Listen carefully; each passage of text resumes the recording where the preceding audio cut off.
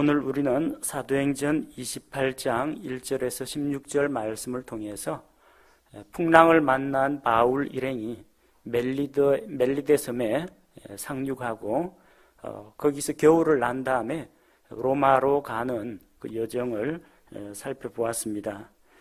여러분 지도를 보시면 아시겠지만 우리가 지난 시간에 크레테 섬에서 출발한 바울 일행이 갑자기 큰 폭풍을 만나서 14일 동안 아드리아 바다에서 표류했다고 읽었습니다. 자, 그런데 이제 그들이 점점 육지가 가까워오는 것을 보고 어떤 항구에 배를 들이댔는데 그곳이 나중에 알고 보니 이제 멜리데라고 하는 아주 작은 섬이었다는 것을 보았습니다. 시칠리아 섬 아래쪽에 보면 이제 멜리데라고 있죠. 바울 일행은 여기에서 석 달 동안 머물게 됩니다. 난파한 배에서 그들이 헤엄을 치거나 나무 판자를 붙잡고 간신히 무트로 올랐습니다. 그리고 그 섬에 상륙하고 나서 그 섬이 멜리데 섬이라는 것을 알게 되었습니다. 다 물에 빠져가지고 온몸이 젖은 상태입니다. 또 하필이면 또 날씨가 또 비가 오고 우중충한 날씨입니다. 비가 오고 기온은 떨어지고 날씨가 춥습니다. 자, 그래서 그 섬에 있는 원주민들이 바울 일행을 따뜻하게 맞이해 줍니다. 여기 미개한 백성이라고 기록이 되어 있는데 그 섬의 토착 원주민이라고 보시면 됩니다. 영어에서 바바리안이라고 하는데 이 바바리안이라는 사람은 어떤 특정한 부족을 말하는 게 아니고요. 문화 문명의 혜택을 받지 못한 거의 원시적인 그런 상태의 생활을 하고 있는 사람을 그렇게 부릅니다. 이들을 이제 비난해서 부르는 말이 아니라 아직까지 개화하지 못한 문명의 혜택을 받지 못한 사람이다. 그런 뜻으로 보시면 됩니다. 그들이 호의를 베풀어서 불을 피워줬습니다. 친절을 베풀어 줬는데 바울이 나뭇가지를 불에 넣다가 독사에게 물렸습니다. 원래 가만히 있는 사람은 별 다칠 일이 없습니다. 꼭 일하는 사람이 다칩니다. 일을 하다가 다쳐요. 다들 바울이나 다른 죄수들이나 선원들이나 백부장이나 다 마찬가지입니다. 전부 다 14일 동안 폭풍과 싸우고 물에 빠진 생쥐꼴로 지금 간신히 섬에 올라와 가지고 햇볕이나 쨍쨍 나면 옷이라도 말릴 텐데 우중충하게 또 비까지 내립니다. 다 기진맥진해 가지고 넉넉고 있습니다. 그런데 누가 주도권을 잡습니까? 바울이 주도권을 잡고 원주민들이 불을 피워줬는데 그게 계속 타지는 않겠죠. 계속 불을 피우려면 장작을 넣어야 됩니다. 누가 그 일을 합니까? 바울이 나뭇가지 한 다발을 거두어 왔습니다. 피곤한 몸으로 언제 나무를 또 해와 가지고 불 위에 놓았습니다. 이렇게 계급이 높다고 리더가 아닙니다. 나는 로마의 백부장이다. 내 밑에 100명의 부하가 있다. 그래서 리더가 아닙니다. 나는 이 배의 선장이다. 그런 사람이 리더가 되는 게 아닙니다. 낮아져서 사람들의 필요를 관찰하고 다른 사람을 섬기는 사람이 하나님께서 인정하시는 그런 리더십입니다. 그런데 이 날이 습하다 보니까 음습한 곳을 좋아하는 뱀이 나뭇가지 속에 있다가 그걸 바울이 나뭇가지를 불에 던지니까 뜨거워서 불에서 기어 나오면서 튀어나와가지고 바울의 손에 달라붙었습니다. 바울이 뱀에게 물렸습니다. 바울이 독사에게 물린 것을 보고 그 섬의 원주민들은 그가 곧 쓰러져 죽을 것이라고 생각했습니다. 다른 사람은 몰라도 그 섬에 사는 원주민들은 이 뱀이 어떤 뱀인지 잘 알기 때문입니다. 물렸다 하면은 붓고 그 다음에 몸에 독이 퍼져가지고 얼마 지나면 숨이 끊어진다는 것을 그들은 알고 있었습니다. 그래서 원주민들은 그가 죽을 거라고 생각했습니다. 또 왜 하필 이 사람이 죽느냐? 그들이 로마 백부장이 호송하는 죄수들 무리의 가운데 있는 걸 이제 알게 된 겁니다. 용케도 바다에서는 폭풍으로부터는 목숨을 건졌지만 죄에 대한 보복 때문에 그가 죽게 된다고 생각했습니다. 이걸 보면은 아직까지 복음을 모르는 사람도 기초적인 자기 속에 있는 양심에 의해서 아는 게 있습니다. 죄 지으면 벌 받는다. 요거는 압니다. 우리나라에 복음이 전해지기 이전에 우리 조상들도 뭐라고 했습니까? 몹쓸 짓을 하면, 부모에게 불효하면 천벌을 받는다 그랬죠. 죄 지으면 벌 받는다. 이거는 다 알고 있었습니다. 그래서 바울이 저렇게 독사에 물려가지고 이제 좀 있으면 죽을 텐데 그것을 자연적인 현상으로 본 것이 아니라 그가 지은 죄에 대한 보복으로 그가 죽게 되나 보다 그렇게 생각한 겁니다. 보복이 그를 살지 못하게 한다 그렇게 생각했습니다. 하지만 아무 일도 일어나지 않았습니다. 5절에 보니까 바울이 그 짐승을 뱀을 불 속에 떨어버렸습니다. 아무 해도 입지 않았습니다. 바울은 자기 손에 매달려 있는 이 독사를 불 속에 던져버렸습니다. 이처럼 마귀는 마지막에 불호수 속에 들어갈 것입니다. 옛 뱀이요, 큰 용이요, 성도들을 고소고발하고 또 온 세상을 속이던 그 마귀는 마지막에 이 바울이 독사를 불에 던진 것처럼 꺼지지 않는 불호수 속에 들어가게 될 것입니다. 요한계시록 20장 10절 말씀을 보면 또 그들을 속인 마귀가 불과 유황호수에 곧 그 짐승과 거짓 대언자가 있는 곳에 던져져서 영원 무궁토록 밤낮으로 고통을 받으리라.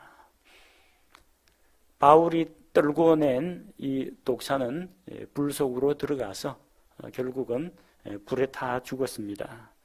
하지만 바울은 뱀에게 물렸지만 아무런 해도 입지 않았습니다. 이것은 그가 하나님께서 임명하신 사도였고 이 당시는 사도들의 시대, 사도행전, 사도들이 활동을 하던 그런 시대였고 하나님께서는 사도들을 통해서 자신의 말씀을 선포하게 하시며 또 사도들의 입에서 나오는 말이 하나님께서 주신 말씀이라는 것을 확증하기 위해서 여러 가지 믿을 만한 증거를 보여주셨습니다. 그 증거를 가리켜서 표적이라고 합니다. 단순히 놀라운 일, 이적이나 혹은 자연계에서는 좀처럼 보기 드문 기이한 일, 기적이 아니라 표가 되는 기적이라고 해서 증표가 되는 기적이라고 해서 표적이라고 합니다. 사도의 표적입니다. 마가복음 16장 18절에서 예수님께서는 사도들의 권능에 대해서 약속해 주셨습니다. 마가복음 16장 18절 뱀들을 집어 올리며 어떤 치명적인 것을 마실지라도 해를 받지 아니하며 병든 사람들에게 안수하면 그들이 나으리라 하시더라. 이 기적이 그대로 이루어집니다. 뱀에게 물렸죠? 사도 바울은 해를 입지 않았습니다. 그리고 병든 사람에게 안수하니까 그들이 나았습니다. 이것은 사도들의 표적입니다. 오늘날 기적을 행한다고 하는 은사주의자들 가운데는 자기들이 바로 사도다. 이전에 AD 2세기 이전에 사도들의 시대는 끝났지만 자기들이 새로운 사도들이다. 신사도 운동을 하는 사람들이 있습니다. 병을 고친다고 합니다. 마귀를 내쫓는다고 합니다. 기적을 일으킨다고 광고를 합니다. 하지만 그들은 사도가 아닙니다. 그들에게 독사 한번 만져보시오 하면 절대 안 만집니다. 여기 청산가리 맛 좀 보시오 하면은 하나님을 시험하지 말라 그러면서 화를 버럭 냅니다. 병을 고친다고 하는데 고치는 질병이 있고 못 고치는 질병이 있습니다. 또 병을 고치는데도 잘 안 낫습니다. 기도원 같은 데 가면은 한 석 달만 열심히 기도하면서 기다려 봅시다 그럽니다. 이건 사도의 표적이 아닙니다. 사도의 표적은 무슨 병에 걸렸거나 즉시로 그 자리에서 나아야 됩니다. 보통 기도원에서 기도해가 병 안 나면 믿음이 부족하구나 가라 그러면서 병 안 낫는 책임을 환자에게 돌립니다. 그러나 주님께서는 능력을 베푸시기만 하면은 환자의 신앙 상태나 환자의 건강 상태에 관계없이 질병의 종류에 관계없이 무슨 질병이든지 그 즉시로 나았습니다. 그게 사도의 표적입니다. 오늘날 은사주의자, 신사도 운동하는 사람들이 이야기하는 그런 표적하고는 완전히 질적으로 다른 것입니다. 이런 놀라운 표적을 왜 주셨느냐?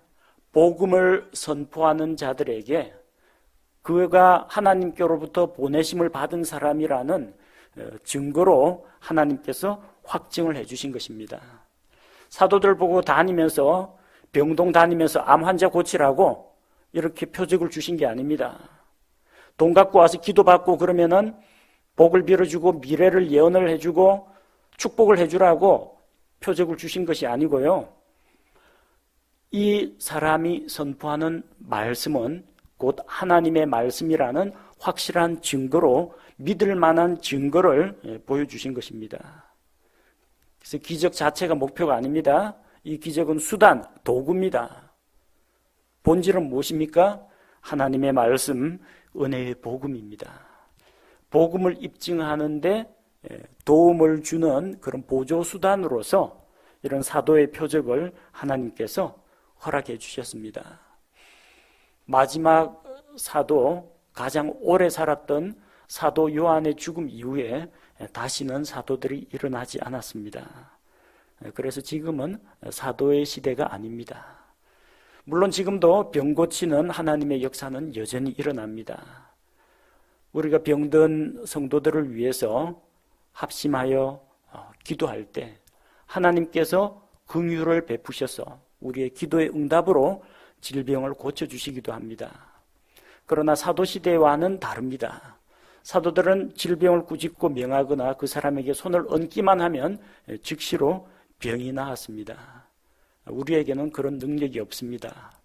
하나님의 능력이 모자라서가 아니라 하나님께서 그 시대에 한해서 하나님께서 특별한 능력을 허락하셨던 것입니다. 각 시대별로 하나님께서 사람을 다스리시고 또 이 세상을 경영하는 방식에 차이가 있다는 것을 우리가 기억하면 되겠습니다. 사실 이 멜리데 섬에서 활약을 해야 할 사람은요, 우리 인간적인 생각으로 볼 때는 사도 바울이 아니라 사도 바울 옆에 있는 의사 누가입니다. 누가는 나오질 않습니다. 보십시오. 바울이 뱀에게 물렸는데 이거 십자로 상처 부위 환부 째고 피 빨아내고 그 다음에 소독약 뿌리고 전혀 그런 이야기 없어요. 보블리오 아버지가 열병과 피설사 걸렸는데 의사인 누가가 나와가지고 무슨 약을 처방해 준다든지 뭐 열을 떨어뜨린다든지 그런 이야기는 전혀 없습니다. 그 섬에서 질병을 가진 다른 사람들도 전부 의사인 누가에게 나오지 않고 사도 바울에게 나왔습니다. 아직까지는 그렇게 의학이 발달한 그런 시대가 아닙니다. 그리고 또 복음을 전하는 그런 복음을 전할 때 강력한 하나님의 증거가 그런 필요하던 시기에는 하나님께서 이 병 고치는 은사, 능력을 허락해 주셨습니다. 이 섬에 살던 원주민들은 참으로 놀라운 광경을 목격했습니다. 그들이 지금까지 조상대대로 살아오면서 저 빛깔, 저 모양의 뱀에게 물린 자 치고 살아남은 자가 없습니다. 붙거나 쓰러지거나 숨이 끊어져야 마땅한데 아무리 시간이 지나도 사도 바울은 멀쩡합니다. 이 놀라운 현상을 달리 설명할 방법이 없어서 사람들은 이 기적을 보고 바울을 신이라, 사람이 아니다, 이건 신이 사람의 몸으로 오신 것이다, 그렇게 생각했습니다. 은사주의자들 같으면 자기가 하나님의 특별한 권능을 입은 주님의 종이라는 것을 내세우면서 사람들로부터 영광과 이득을 취했을지도 모릅니다. 그러나 바울은 하나님께서 주신 이 능력을 가지고 자기의 위치를 높이거나 공고히 하는 데 사용하지 않고 다른 사람들을 섬기는 데 사용했습니다. 마침 이 멜리데 섬 그 지역에 있던 그 섬의 우두머리 통치자가 이 보블리오라는 사람입니다. 아직까지 로마식 정치 제도는 없었을 테고 그 원주민들의 부족장쯤 되는 사람이라고 생각하면 됩니다. 보블리오라는 사람의 영토가 그 부근에 있었는데 그가 난파한 배에 그 선원들과 죄수들과 바울 일행들을 모두 받아들여 주었습니다. 그리고 그곳에서 사흘 동안 친절히 머물게 했습니다. 친절이라는 단어가 나오죠. 2절에 보니까 그 섬 원주민들이 우리에게 적지 않은 친절을 베풀었더라. 7절에 보니까 이 보블리오라는 사람이 우리를 받아들여 사흘 동안 친절히 머물게 하였더라. 친절을 베풀어 주었습니다. 친절을 베풀면요, 친절로 보답을 받습니다. 여기 보니까 보블리오의 아버지가 열병과 피설사로 누워 있었습니다. 만약에 보블리오가 바울 일행을 자기 집으로 초대해가지고 받아들이지 않았다면 바울은 그 아버지가 병들어 있는 거 몰랐을 겁니다. 근데 사흘 동안 대접을 받는데 보니까 그 집의 아버지가 병든 것을 이제 알게 되었죠. 그래서 바울이 그에게 들어가서 기도하고 그에게 안수하여 그를 고쳤습니다. 질병 종류가 어떤 질병이든지 상관없는데 여기 보니까 증상이 나와 있죠. 열병과 피설사라고 했습니다. 열과 고열과 설사를 동반하는 그런 질병이면 아마도 이질 같은 그런 종류의 전염병이 아닌가 생각합니다. 바울이 그를 고쳐주었습니다. 이런 질병은요, 사람 만지면 안 됩니다. 만지다가 또 옮는 수가 있습니다. 바울은 그런 걸 두려워하지 않습니다. 그에게 안수했습니다. 손을 얹고 기도를 했습니다. 바울은 질병이 옮지도 않고 보블리오의 아버지에게 있던 그 질병이 떠나갔습니다. 친절을 베푼 자 친절로 보답을 받았습니다. 그리고 이 소문이 또 퍼져나갔겠죠.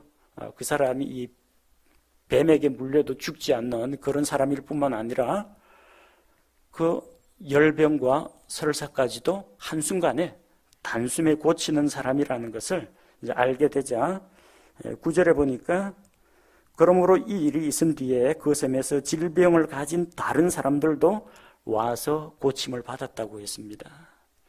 여기 어디에도 바울이 그 사람들의 믿음을 테스트하지 않습니다.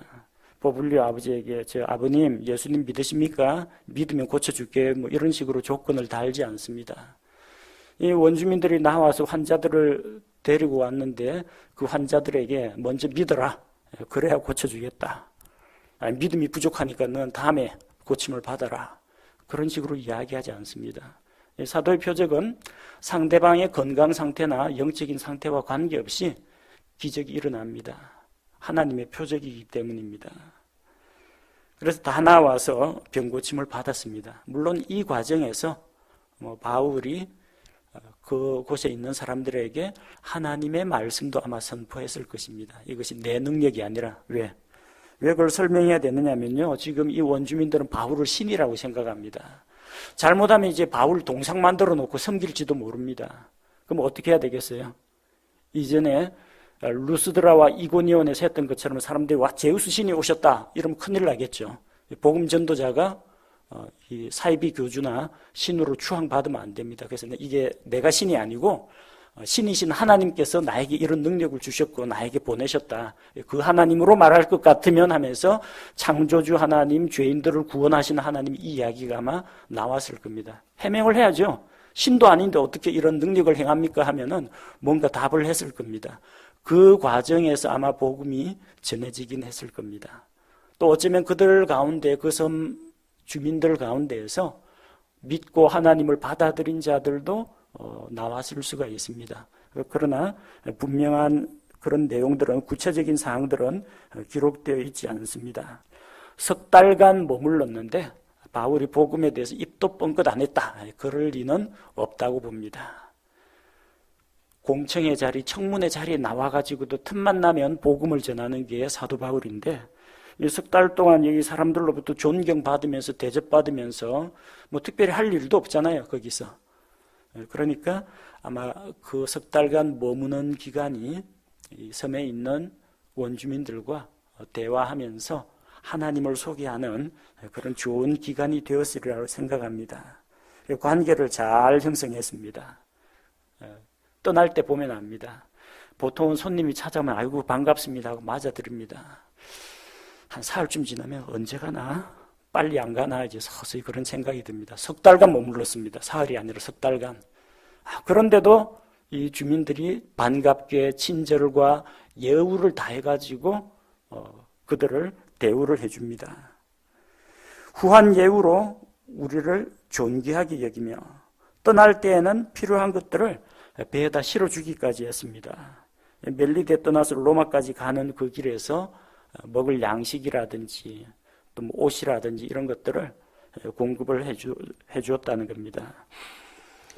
자, 그리고 석 달 뒤에 3개월 뒤에 이제 마침내 멜리데 섬을 떠나게 됩니다. 마침 그 섬에서 겨울을 보낸 알렉산드리아 배가 있었는데 그 배를 타고 떠나게 됩니다. 지난번에 말씀드린 것처럼 이 당시 배들에는 이름이 있습니다. 인격이 있습니다. 그래서 이 배를 단순한 어떤 운송 도구로 여긴 것이 아니라 배에다가 어떤 속성이나 성품이나 인격을 부여하고 마치 사람 다루듯이 했습니다. 사람 이름이나 신의 이름을 붙입니다. 그 배의 그 기호, 명칭은 뭐냐? 카스토르와 폴룩스입니다. 그리스 신화에 나오는 제우스와 레다. 레다는 인간 여자입니다. 제우스가 백조로 변신해가지고 레다에게 접근해가지고 그 문제를 일으키죠. 레다가 낳은 쌍둥이 아들들이 카스토르와 폴룩스입니다. 이 카스토르와 폴룩스는 뱃사람들을 지켜준다는 바다의 수호신입니다. 그래서 이 배 이름을 그렇게 지으면은 아마 이 신이 이 배를 보호해 주지 않을까, 그렇게 해서 배 이름을 그렇게 지었던 것입니다. 이 바울 일행은 자기들이 타고 왔던 그 배는 이미 다 뭐 깨어져 나가고 파손되고 배 기구들도 다 바다에 버렸기 때문에 그 섬에서 겨울을 난 알렉산드리아의 배를 타고 멜리데에서 출발합니다. 그래서 시실리아의 시러큐스에 상륙하여 사흘 동안 머물게 됩니다. 자, 지도를 보십시오. 자, 맨 왼쪽 아래쪽에 보니까 멜리데 섬이 있죠. 화살표 따라 위쪽으로 올라가니까 시실리아 섬이 있습니다. 시칠리 섬입니다. 그 수라구사가 나오죠. 수라구사, 시러큐스인데 한글 발음으로 옮겨 적다 보니까 수라구사가 됐습니다. 시라큐스입니다. 시라큐스에 상륙해서 거기서 멜리데보다 훨씬 큰 섬이죠. 거기서 사흘 동안 머무르게 됩니다. 다시 시라큐스에서 출발해서 이탈리아 반도 맨 남쪽에 있는 레기움에 도착합니다. 그리고 거기서 하루가 지난 다음에 남풍을 받아서 지금 위쪽이 북쪽이고 아래쪽이 남쪽입니다. 레기온에서 남쪽 방향에서 남풍이 남쪽에서 바람이 불어오면 배가 돛만 펴면 북쪽으로 쭉 밀려 올라가겠죠. 이탈리아 반도 대륙 쪽으로 위로 올라갑니다. 그리고 화살표를 따라서 위쪽으로 올라가면요, 어디가 나와요? 푸테올리가 나옵니다. 거기에 보디올이라고 되어 있죠. 보디올, 푸테올리를 한글 발음으로 적다 보니까 그렇게 되었습니다. 푸테올리에서 형제들을 만나 그들의 요청으로 7일 동안 거기에 머물렀습니다. 형제들이 있다는 거예요. 아직까지 누가 로마에 전도하러 가지도 않았는데 사도들 가운데 로마에 간 사람이 없습니다. 아직까지. 그런데 형제들이 있다는 거예요. 얼마나 반갑겠습니까? 우리 낯선 곳에서 해외 여행하다가 어떤 사람이 뭐 하나님을 믿고 성경책 읽고 있는 거 보면은 그렇게 반갑습니다. 지하철에서 누가 옆에 앉았는데 다른 사람 다 스마트폰 하는데 성경책 펼쳐놓고 딱 읽는 분 만나면 되게 반갑죠. 형제나 자매이기 때문에 그렇습니다. 아직까지 복음이 널리 전파되기 이전인데 이 푸테올리에 형제들이 있다는 거. 그래서 그들이 바울을 보니까 또 얼마나 반갑겠습니까? 소아시아 지역에서 계속 사역하신다더니 로마에는 언제 오나 했는데 마침내 오니까 7일 동안 붙잡고 안 놔주는 겁니다. 교제를 나누고 바울이 알고 있는 거, 복음에 대한 진리, 하나님의 은혜 다 털어놓고 같이 배우고 교제하느라고 거기 7일간 머물러 있었습니다. 이게 참 하나님의 은혜입니다. 로마 백부장이 그 죄수 호송에서 출발하고 가자고 하면 가야 됩니다. 근데 바울에게 많은 배려를 해주고 있는 겁니다. 바울이 여기 그리스도인 형제들이 있어가지고 내에서 7일 동안 머물면서 교제해야 될 테니까 일정을 좀 늦춰달라고 요청한 겁니다. 그래서 다 거기에 같이 머물게 되었습니다.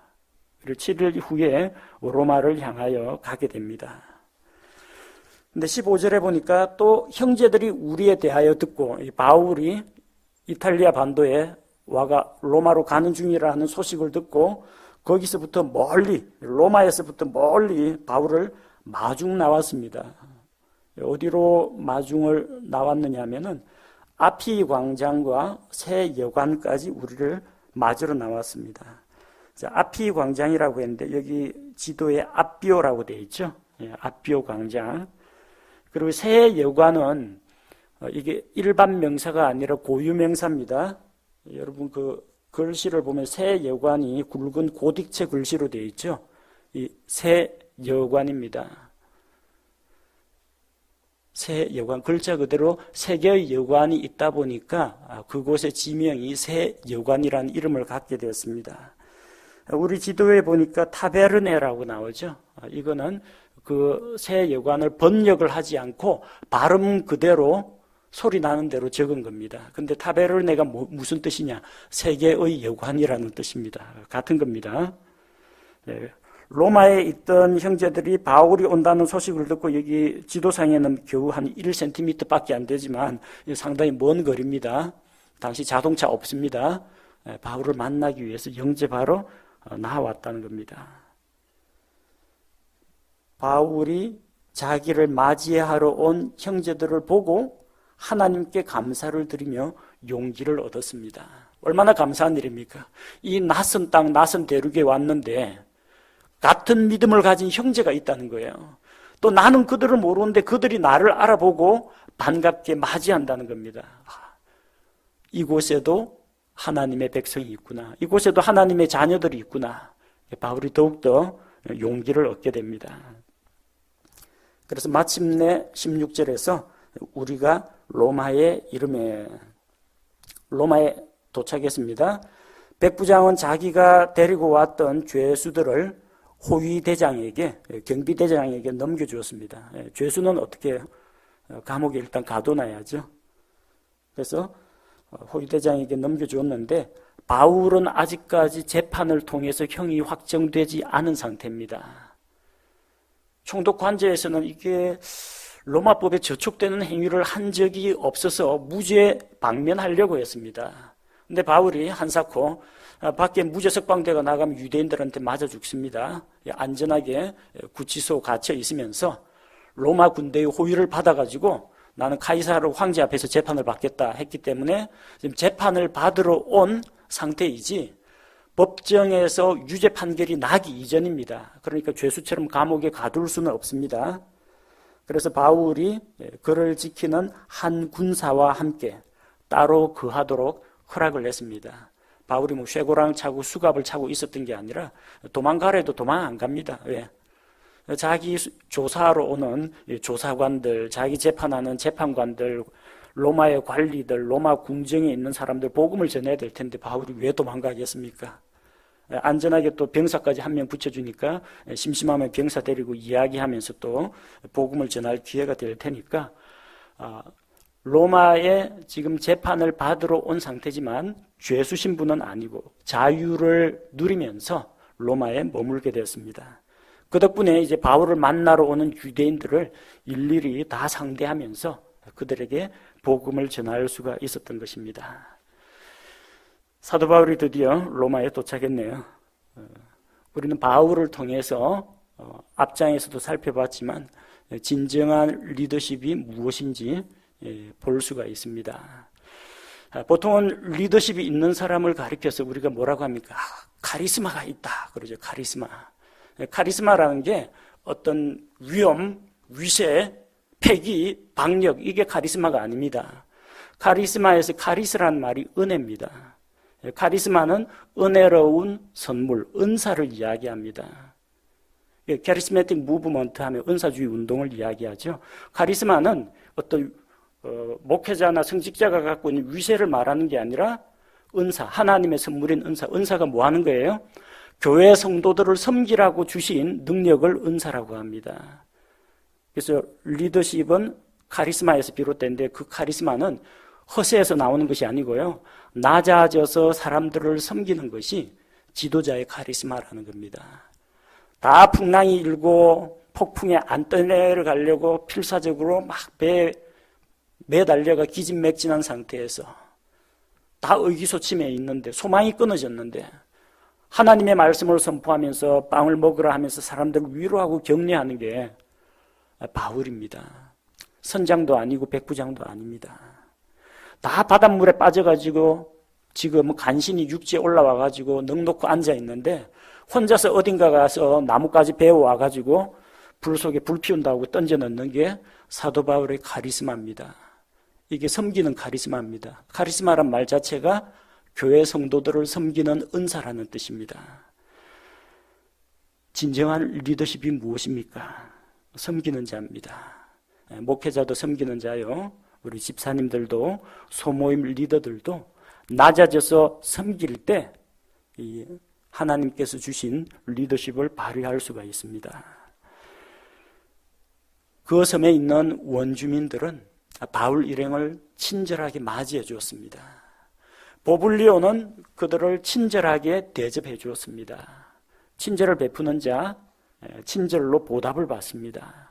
그 섬 사람들, 보블리오의 가족은 질병도 고치고 또 바울로부터 하나님의 말씀도 전해 듣는 그런 복을 누리게 됩니다. 바울은 이런 천신만고 끝에 마침내 로마에 도착했습니다. 아직까지 다른 사도들의 발길이 닿지 않은 로마에 벌써 예수 그리스도를 믿고 구원받은 형제들이 있습니다. 바울의 사역의 소문을 듣고 그를 만나고 싶어하고 교제하고 싶어하는 얼굴도 본 적이 없는 형제들이 바울에게로 나아옵니다. 얼마나 큰 감사와 위로가 되는지 모르겠습니다. 우리가 정말 복음을 따라서 살고 이렇게 복음을 전하는 생활을 하다 보면 이런 놀라운 경험들 그리고 정말 은혜로운 간증을 넘치게 겪게 될 것입니다.